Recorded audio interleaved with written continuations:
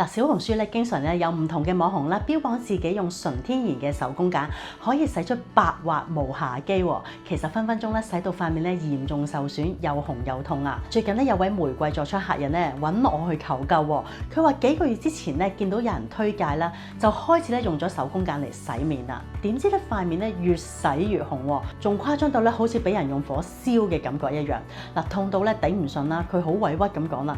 明明咧係純天然㗎，咁點解搞到皮膚會反覆咁發炎呢？嗱，其實純天然呢個字眼咧，其實係好吸引嘅，但係亦都唔代表所有純天然嘅產品咧都對皮膚好嘅喎。嗱，手工鹼本身咧係屬於強鹼性，但我哋健康嘅皮膚係屬於弱酸性嘅喎。根據皮膚科治療嘅臨床研究啦，長期用 pH 值大於8嘅鹼性番鹼嚟洗面嘅話咧，強鹼會直接破壞我哋皮膚表面嘅游離脂肪酸，慢慢咧就會削弱一個微生態嘅屏障㗎啦。當個保護層咧穿咗個窿，壞菌咧就會大量滋生，特別係金黃色葡萄球菌最容易引發嚴重嘅皮膚敏感同埋發炎。嗱，想避免咧洗面洗到咧反覆咁發炎，嗱，記住呢兩個重要嘅點啦。嗱，第一咧就係停止用一啲手工鹼啦，轉用一啲冇香料、色素同埋防腐劑嘅氨基酸洗面奶。嗱，唔一定要貴嘅，成分啱就係重要嘅。第二步，洗面千祈咧唔好超過1分鐘，洗得太耐咧就係醫學上講嘅經皮水分流失率